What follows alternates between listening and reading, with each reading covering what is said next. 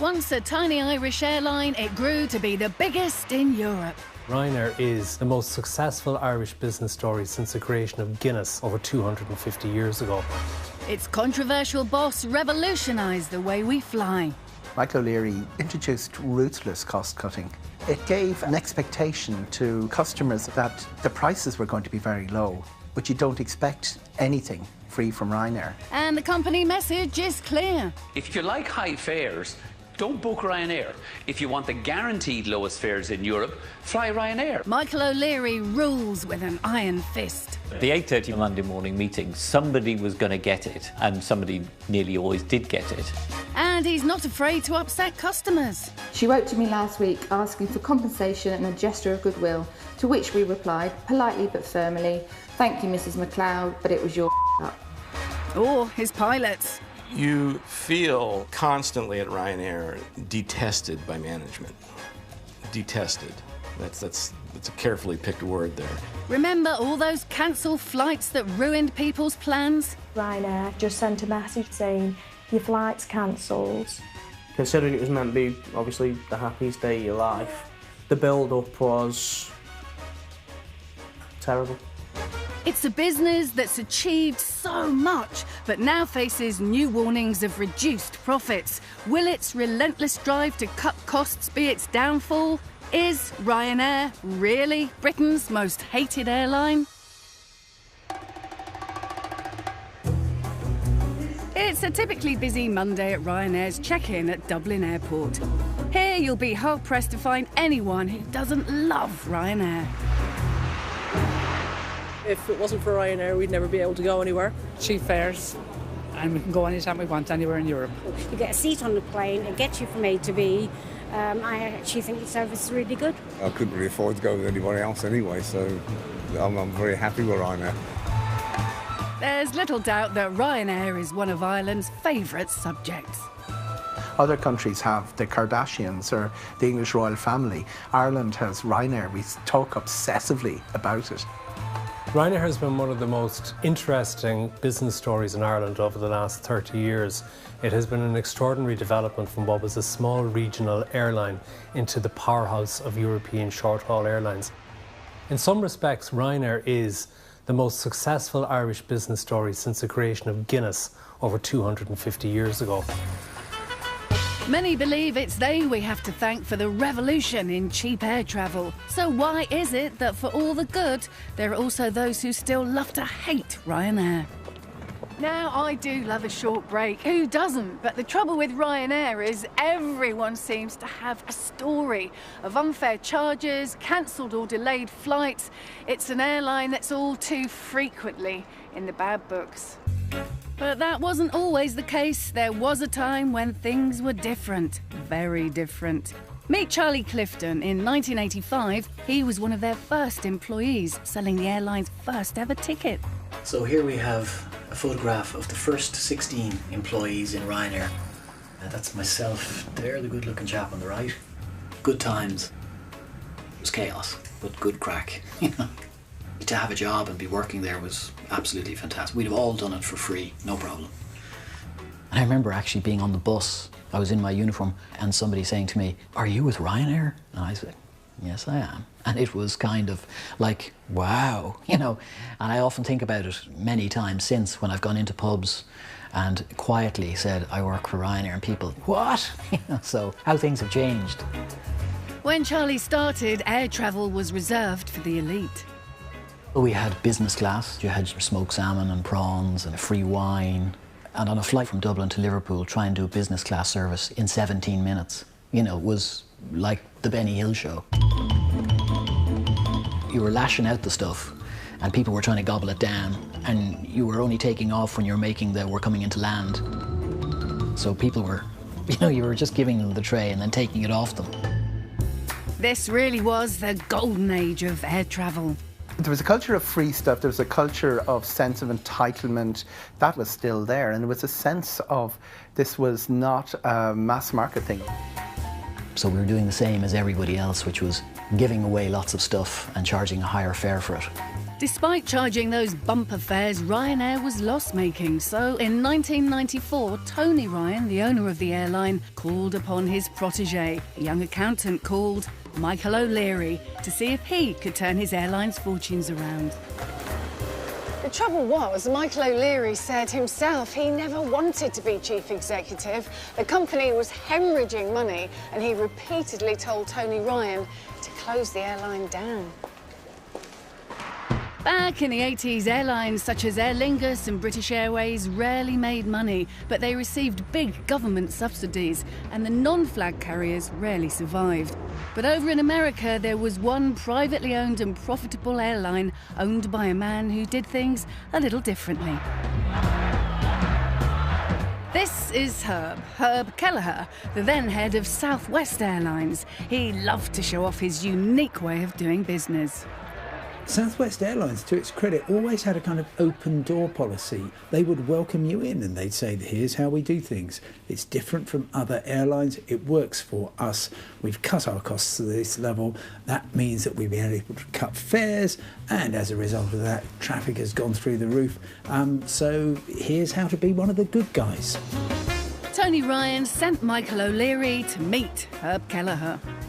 Michael O'Leary, according to legend, went out, got sozzled with him, picked his brain for all the various ideas, and then claims to have been unable to remember the following morning as to what it was Kelleher had told him. The formula was quite simple. Only use one make of plane, fly more routes every day, and more importantly, pilots and staff should work much harder. It just seemed to be blatantly obvious that this was the way forward. And that's what started the revolution in low-fare air travel in Europe. Michael O'Leary realised the possibilities for Ryanair and then came back and convinced a pretty sceptical board that actually the way to get to profitability is not to put up fares, it's to cut them. And that also meant no more free stuff. I remember the conversation before we stopped giving away tea and coffee. People internally were saying, this is the end of the company. Now, this is actually the end of the company because Irish people will not travel unless they have a cup of tea. But accountant and now CEO of Ryanair, Michael O'Leary, really had seen the light. He introduced ruthless cost cutting. What that did was it gave an expectation to customers that the prices were going to be very low, but you don't expect anything free from Ryanair. By the mid-1990s, the low-cost revolution had begun, a time when another airline was also trying out the Southwest airline formula. This is the startup team at EasyJet in the summer of 1995. Tony Anderson, EasyJet's former head of marketing and founder Stelios's right-hand man, also made the pilgrimage to America. They too were offering unbelievably low fares. I remember the day that we launched EasyJet. And I remember standing up and he said, the price of our first flight to Glasgow is going to be £29. And pretty much every journalist in the room laughed.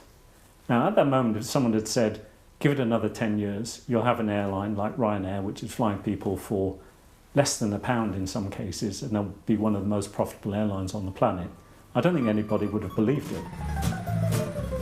The low-cost revolution meant overnight those who rarely flew were eyeing up trips abroad. Students and pensioners were now planning foreign mini breaks.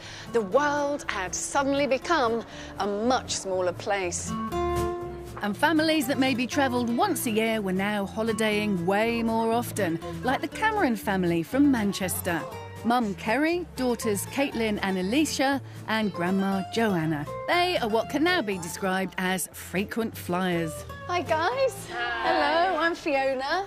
Nice to see you. You too. I'd love to know where you've been on your holidays. We go to Ibiza, we go to Fuerteventura. This year we went to Bulgaria, didn't we? Yeah. I've been to Poland and so have you. Yeah, we're doing a few little trips, haven't we? So. What's your experience been of flying so far? It's not as good as it used to be, because you used to get free coffee, free tea. And wine. Well, you did. You have experience of flying more than most people, don't you? Yes, I did cabin crew. How do you think it's changed flying? You get a lot less now when you fly. I also think the food was better because you used to get hot meals free. So there's loads of things that's changed. OK, so we want you to compare two airlines. You are going to be going on Ryanair to Venice with Alicia. And Joanna, you and Caitlin are going to be going on EasyJet to Venice. Oh, that's better. Can we not trade? No, you can't trade, and I'm going to send you off now, and we will see you in a couple of weeks. So, excellent. You better start packing. Low-cost air travel is also known as no frills. The question is, can these airlines retain low costs and still keep customers like the Cameron family happy?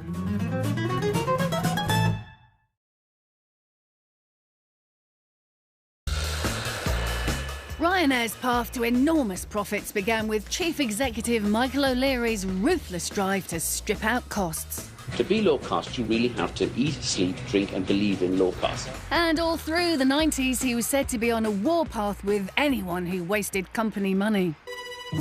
And every Monday morning at 8:30, he held a much-feared management meeting. I thought it was horrific. I always hated it. It was nerve-tingling. It was spin the bottle.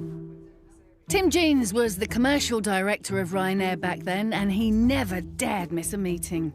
I rather liken it to, you see the wildebeest drinking at the watering hole, and suddenly a crocodile comes out and grabs one of them. And then the rest of the wildebeest say, oh, thank God that wasn't me. And that was a bit like us at the Monday morning meeting. Somebody was going to get it. And somebody nearly always did get it. For Michael O'Leary, these meetings were all about running Ryanair with ever greater efficiency. I remember my wife used to phone me up at 11:30 when it finished to see if I was still in a job. Michael O'Leary says himself the meetings were robust, but that it was a two-way thing. So decisions were made to keep maintenance costs down to only fly one type of plane. Inside, the seats would no longer recline and seat pockets were gone. All our pilots can fly all the planes. We only one bank of spares for all those planes. The cabin crew, when they get on board, know that all the galleys and everything will be in exactly the same spot. So it's simply replicating a simple formula and making it simpler and simpler. The more simple we can make it, the more lower cost and efficient it will be. Waste was a swear word, according to insiders, and anyone found frittering the company's cash would get a roasting. And that even included one lucky, or as it turned out, unlucky, customer by the name of Jane O'Keefe. Jane O'Keefe was the millionth passenger to fly on Ryanair, and Jane got free flights for life. Now, most sensible people would have found an 80-year-old nun from Knock who, with the best will in the world, probably wasn't going to survive more than 10 years. But Jane O'Keefe was, I think at the time, in her mid-20s. She had family in England and was clearly going to avail of this offer of free flights for life. And so she did, in a perfectly reasonable, non-excessive way. To claim her free flights, Jane would call Tim Jeans personally and he would sign it off. Except one day, Michael O'Leary took Jane's call. And it's fair to say there was a bit of an explosion when Michael found out that somebody was entitled to free flights for life. He came in clutching a piece of paper and threw it on my desk and said, "What the is this?" And I explained what it was and in the background, and the instruction was given, take them away. Jane was not happy. Not so much about the loss of the prize, more the way Michael O'Leary had spoken to her. She said he was hostile and aggressive. She took Ryanair to court and the judge found in her favour, awarding her €43,000. I can only reiterate what I said in court, which was that I was shabbily treated by them, and the judgment has vindicated me. TV News covered the story for days, but even though Michael O'Leary lost, he was said to be delighted with the publicity. Michael O'Leary doesn't believe that any publicity is bad publicity. We did get a load of publicity and we were all over the television, but none of us, and certainly not me, felt good about it.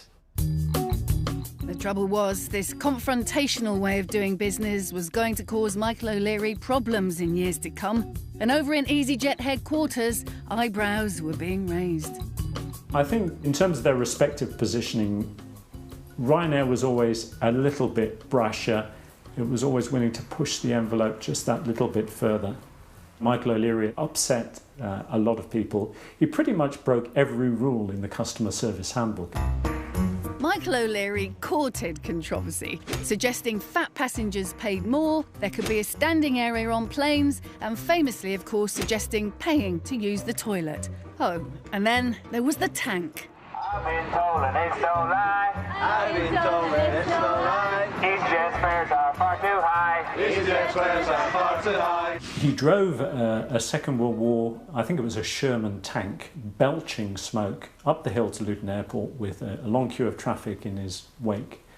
I can't remember what his beef was with EasyJet. I'm pretty sure there was one. Someone from EasyJet stole the keys for the tank, and the whole thing degenerated into a little bit of a melee with airport security saying, "You ain't coming any further with that thing." A lot of people feel that he's a little bit too vulgar and crass, but others celebrate him on the basis that he gets things done. He cuts through the waffle and he actually achieves and delivers what people want. And what he believes people want is low fares, and nothing else really matters. In Michael O'Leary's fierce drive to cut costs, there was one set of people he really didn't like. They were travel agents. He hated paying them commission for selling his tickets. Then along came a thing called the internet. The emergence of the internet could not have been more timely for Ryanair. Travel agents controlled access to information, they controlled access to tickets. They had very, very big profits. Initially, the internet was a banned word at Ryanair. If you mentioned the internet at a Monday morning management meeting, you were in danger of having a glass ashtray thrown at you. Michael O'Leary was something of a technophobe. He didn't even want to use a computer inside in his office, despite the fact that he hated the travel agents and hated the commission that they took from him.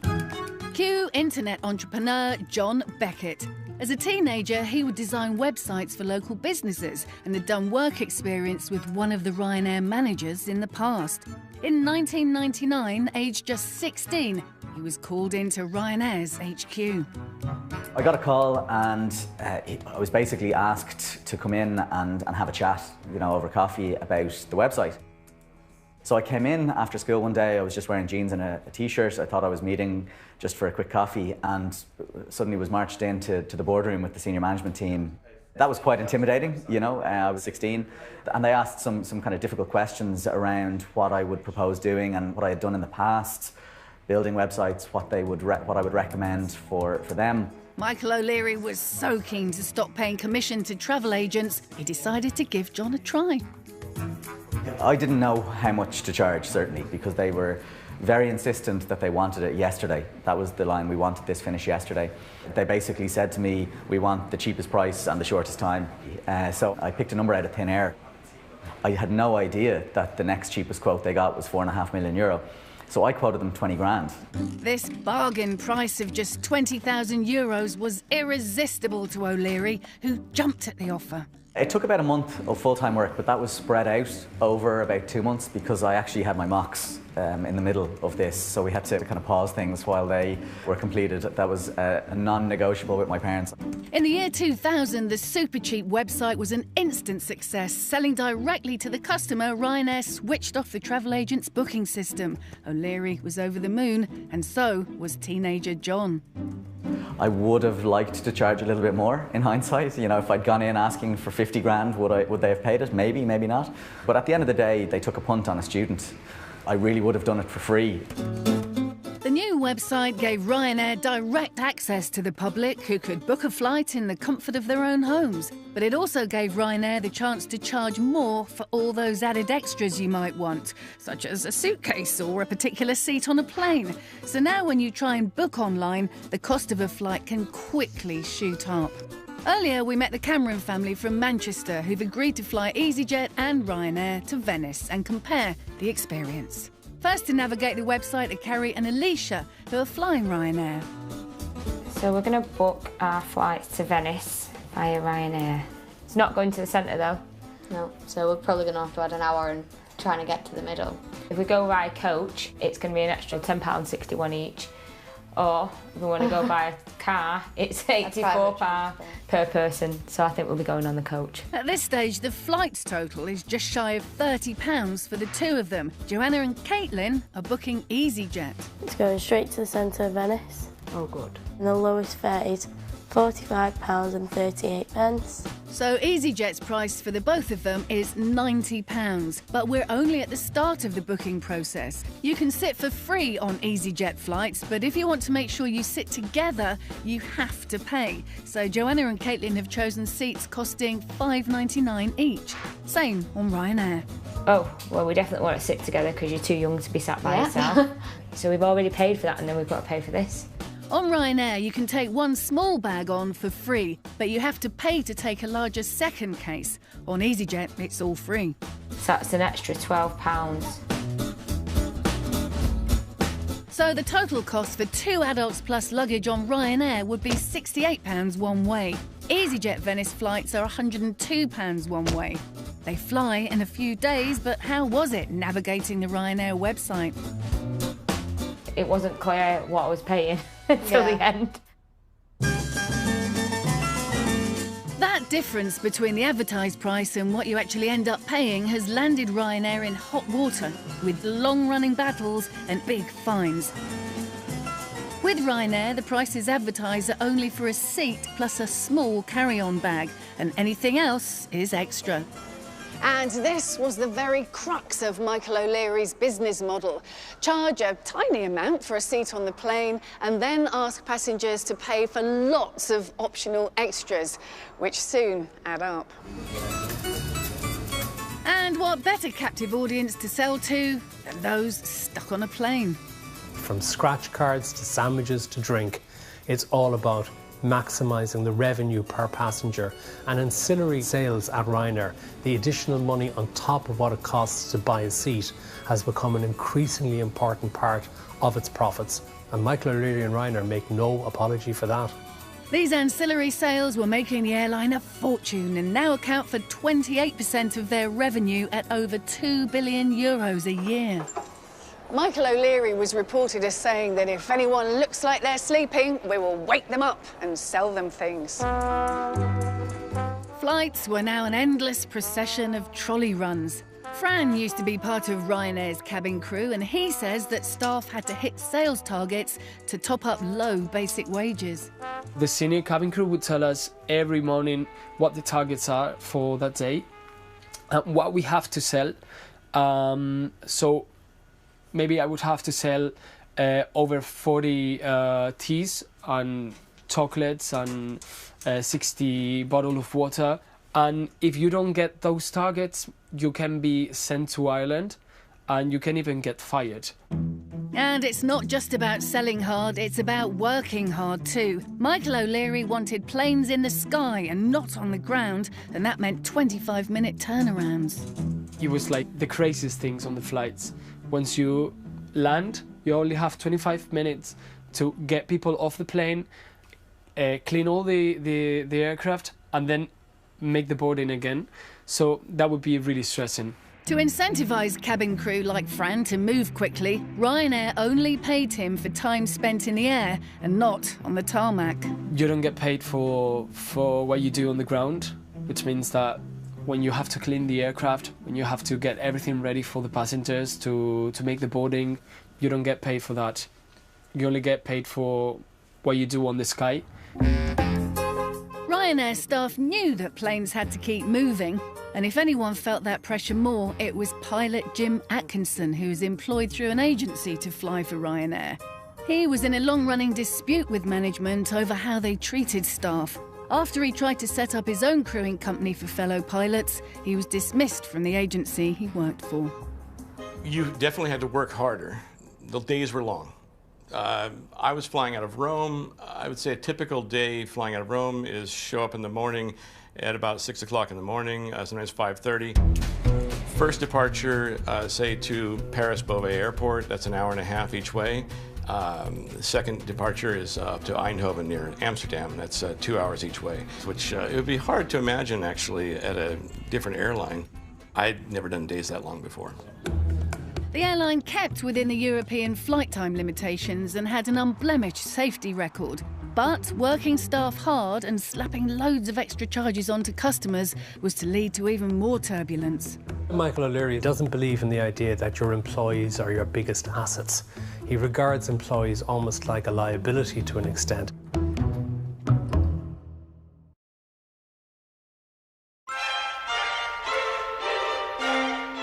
Low cost, no frills, low fare. Whatever you call it, Ryanair and its competitor EasyJet have changed the way we fly. Plane travel's now like bus travel, and it's cheap. But is it any good? In Manchester, we've asked a family of frequent flyers to fly the same destination on EasyJet and on Ryanair to see how they compare. There's my PJs. All four will film themselves flying to Venice. 2 will go with Ryanair and 2 EasyJet. Ryanair testers are mum Kerry and daughter Alicia. They need to check in online or face a fine. They will get charged £55 each. For not checking in? Yeah. So that'd be more than the flight. EasyJet won't charge Joanna and Caitlin should they forget to check in online. Right, we're on our way to Venice at gate 48. We're getting closer and closer, so we're getting quite excited now. Kerry and Alicia paid £12 for a bag and priority boarding, and it seems so has everyone else. So we're just in our queue at priority boarding. However, it's a bit long. Ryanair says priority boarding is capped at 100 of the 189 passengers per flight. Kerry and Alicia waited 25 minutes in this queue. Yet on the EasyJet flight, Joanna and Caitlin didn't pay extra and walked straight on. The Ryanair flight would sit on the tarmac for 35 minutes before taking off. EasyJet waited 20 minutes. But once in the air, both airlines were quick to start selling. Time for our product testers to start work. We've got no seat pockets. We've got nothing to put the magazine in. I can't put my iPad anywhere. What about the onboard cuisine? Unfortunately, it looks pretty disgusting. It looks very grey. It's actually really nice. Thumbs up for EasyJet Nosh. The flight is nearing its end, but while EasyJet land near the centre of Venice, Ryanair's heading to a much smaller airport 40 minutes drive north of the city. I don't see any water. Well, hopefully we will do. Yeah, because we're going to Venice. Yeah. The day we flew, EasyJet cost £102 for 2 adults. The equivalent on Ryanair came to £68. But they're not in Venice yet. There's a bus ride to go. It might be cheaper, but is the hassle worth the saving? Ryanair has made a bit of a thing of flying into smaller, cheaper airports miles from the cities it claims to fly to. An idea which, back in the day, even had EasyJet looking on with envy. The fundamental difference between EasyJet and Ryanair is that EasyJet flies you largely from places you've heard of to other places that you've heard of, whereas Ryanair flies you from places you've heard of to places you haven't heard of, places you've never heard of in many cases. And the genius in that formula is that there are a lot more places in Europe that you haven't heard of than those that you have. Smaller airports were perfect. They were considerably cheaper to use than the main city airports and desperate for business. So we discovered unknown places near Stockholm, unknown places not very near Oslo, and some places that weren't even in the same country as the airport they were apparently serving. And that was Malmö in the case of Copenhagen, which was in Sweden, obviously. With smaller airports signed up, then began the process of renaming them. Another brilliant Ryanair idea. You've got this funny little airport in Western Germany, quite close to Luxembourg, which Ryanair decided it was going to call Frankfurt Hahn, even though, and I've done the bus journey from there, it takes an hour and a half, and along the way you call in at the real Frankfurt airport. People knew when they were flying to Paris Beauvais that they weren't flying to Charles de Gaulle. And if they were unsure, all they needed to do was look at the price of their ticket, because that was the deal. You know, you got your ticket for 30 quid, and you got your bus ticket for 7 quid, and it was 37 quid to get into Paris. Happy days, versus 250 quid to get into Charles de Gaulle. But was it happy days for everyone? By 2010, even though Ryanair was enjoying unprecedented growth and profits, it seemed rarely a month would go by without stories of how the company was upsetting its customers. And it was usually over those extra charges. Passenger Susie McLeod found out what it was like to get on the wrong side of Michael O'Leary. We've got us on holiday in France, and then there's some of Tenerife. Returning from a family holiday in Spain, Susie hadn't printed out her boarding passes. So when she checked in, she was told to hand over €300 to print them off. She was furious and posted a complaint on the company's website. And Michael O'Leary responded personally. Michael O'Leary was very vocal in response to this. He didn't hold back. He called me stupid for not printing them. And he said that anyone that didn't print their boarding passes were also stupid. The Daily Telegraph reported this story and asked Michael O'Leary for comment. Michael O'Leary's response is, "She wrote to me last week asking for compensation and a gesture of goodwill, to which we replied, politely but firmly, 'Thank you, Mrs. McLeod, but it was your up.'" He claimed that 99.98% of Ryanair passengers did print their boarding passes in advance. To those who don't, we politely say, bugger off.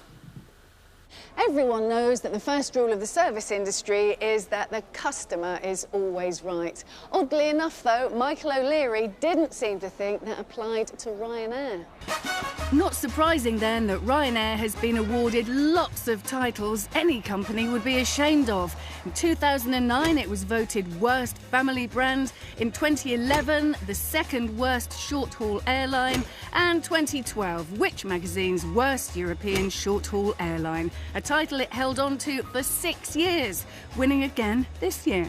Ryanair told us these surveys don't really reflect reality and that it boasts an average 85% satisfaction rating. Michael O'Leary has always believed that if you are the lowest cost provider, then yeah, you can upset people and yet they will still come back. They actually gloried in their reputation as being a brand that people didn't like.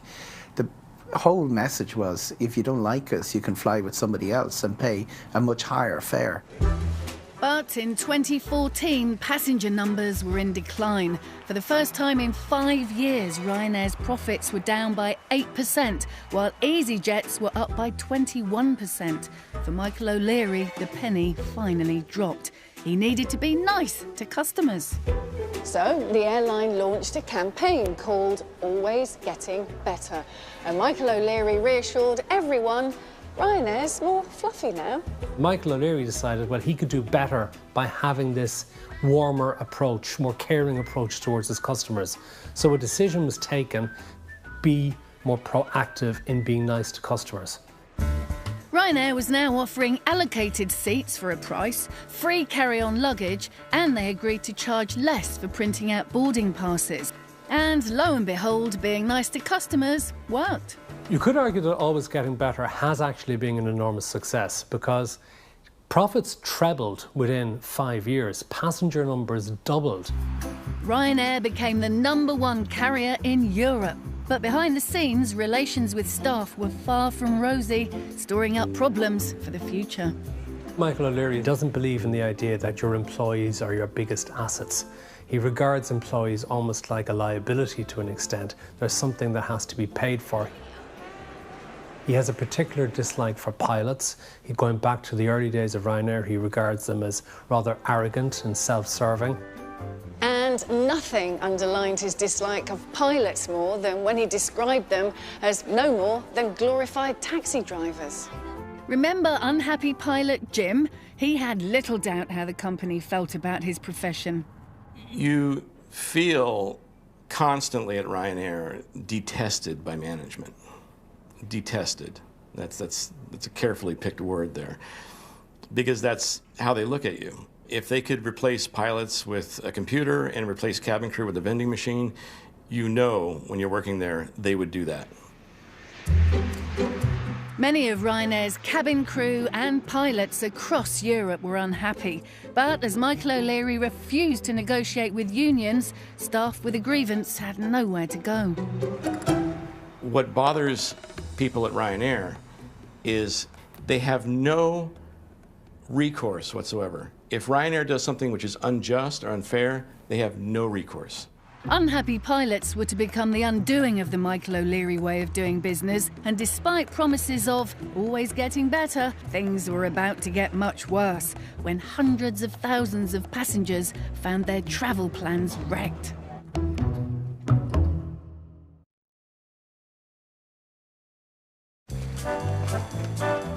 Italy and our family from Manchester have arrived. Kerry and Alicia flew Ryanair. The adult price for two was £68 one way. Let's go and try and find how we get to the centre of Venice. Remember, EasyJet flights were £102 one way. Ryanair flights were cheaper, but they're not in Venice. So we've got to get two transfers. So that's another £20. So after being on the coach for over 30 minutes, we can finally see some water. It's a short trip to finally meet the others at St Mark's Square. How was your flight? That's really good. You should see the queue for our priority boarding. The other queue was shorter than our queue. How was your food? The food wasn't very good at all. I had to buy another sandwich because the chicken was looking a bit grey. Oh no, we had the best food, didn't we? It was cheap as well. Michael O'Leary believes the main thing that matters most is being the cheapest. At first, his customers agreed. Low-cost fares meant passenger numbers went through the roof. But in 2017, this super-efficient business model started to unravel, and it was no longer carrying the most passengers in Europe. If you wanted to define Ryanair's annus horribilis, it would be the year from September 2017 probably till August 2018. That was the time that, first of all, they found they didn't have enough pilots, and then they faced a whole range of strikes, both within the airline and problems with French and Italian air traffic controllers. And who can forget the mass cancellation of flights? Many of those hard-working pilots had just finished a long summer of flying and had booked holidays at the same time. Ryanair was forced to cancel 20,000 flights, affecting hundreds of thousands of passengers. This was the first major crisis for Ryanair in quite a long time in dealing with its customers. It was a PR disaster. Passengers, even on their way to the airport, were receiving texts from Ryanair saying their flights had been cancelled. Customers like Roxy and Tom. 9 o'clock it was, I think. Ryanair just sent a message saying, your flight's cancelled. Follow the link to rebook or claim a refund. This was a disaster for Roxy and Tom, who were on their way to Slovenia to get married. We just felt let down. Yeah, we did, massively. Like many others affected by cancelled flights, the alternative flights offered were too late. The cost of the ticket was refunded, but Roxy, Tom and their guests still had to find a way to get to the wedding on time. It wouldn't be easy or cheap. Travelled to Heathrow in a taxi, that's about £200. And then we had a flight to Dublin, and it was a connecting flight then to Pula in Croatia, so we were effectively going back on ourselves. But that was the closest we could get to Slovenia. And then the cab from Croatia to Slovenia, we must have spent nearly £2,000. This couple's story was not uncommon. Tens of thousands of others missed holidays, weddings, funerals, and were left seriously out of pocket. It dampened the spirits. Yeah, it brought it down. Yeah. It really brought it down. Considering it was meant to be, obviously, the happiest day of your life. Which a wedding day was. Yeah, but the build-up was terrible. Without compensation, Tom and Roxy and the others were seriously unhappy with Ryanair. Ryanair say they comply with all rules around compensation and process all valid claims within an industry-leading 10 working days. Those affected were refunded and given a €40 voucher. But this was far from the end of the airline's troubles. It also led on to other problems in that it suddenly weakened their hand in dealing with the pilots. The pilots suddenly had leverage in the relationship with Ryanair, and by threatening further strikes, we got to a situation whereby, just before Christmas in 2017, Ryanair had to recognise trade unions for the first time their right to negotiate with Ryanair. Ryanair pilots across Europe held a series of strikes demanding better conditions. Again, thousands of affected customers were told they would not be compensated for their cancelled flights. They had waited for decades to have the upper hand on the airline. They'd always been paid well, but they'd always had staff relationships which were extremely controversial and very hard-nosed.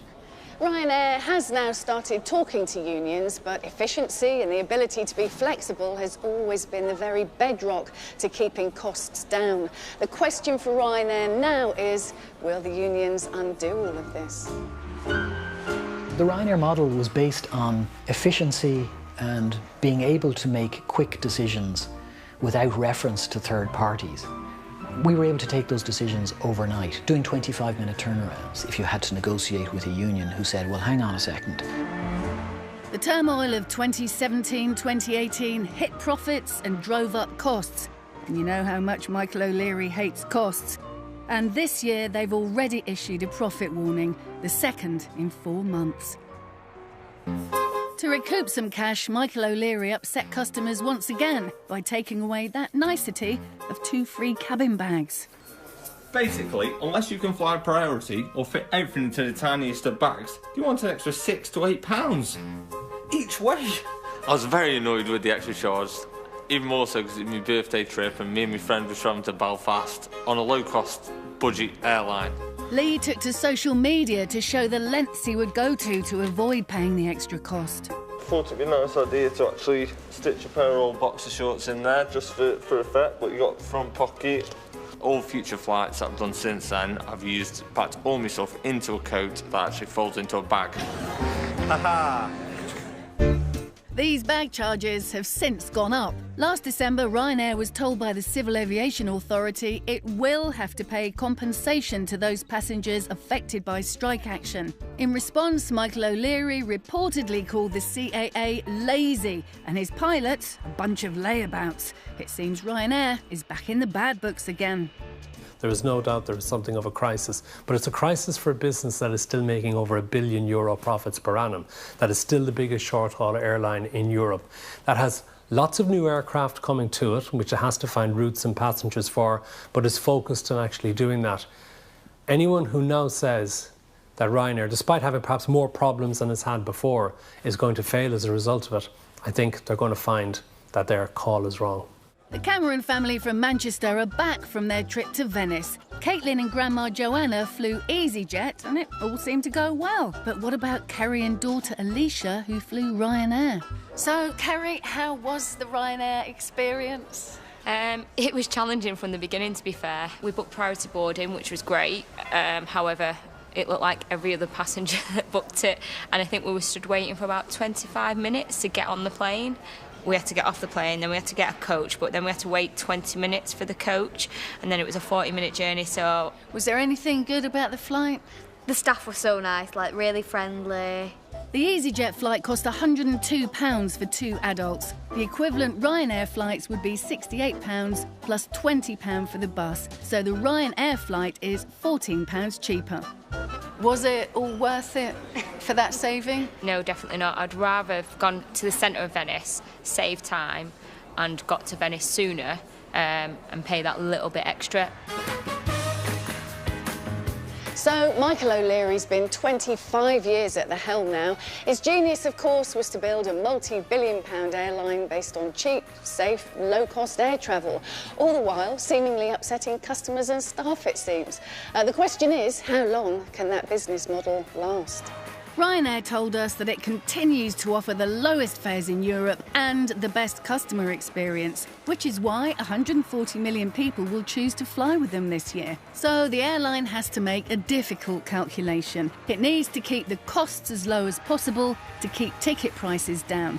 That sometimes means unhappy staff and service that might leave a little bit to be desired. Go too far and they risk driving customers into the arms of their competitors. But get it right, then the sky is the limit. There's actually a huge way to go for Ryanair, even within Europe. Although it flies 100 million people, there's room for it to fly 200 million people, even within Europe. If he can maintain this low-cost position that he has obsessively fought for over the last 25 years, then the intention for Ryanair is to continue to offer lower fares than its rivals. I genuinely think that Ryanair and Michael O'Leary have done more to bind Europe together as a concept, to liberate people, to have long-distance romances, to go and get great jobs in other countries. In the overall scheme of things, we are so much better off as passengers than we were before Ryanair was born. While Nigel Havers sips champers upstairs, Sally Lindsay's polishing the banisters downstairs. Posh Hotels continues new tomorrow at 9. And tonight, the bad girls certainly have some creative ways to get their Class A's behind bars, new and next.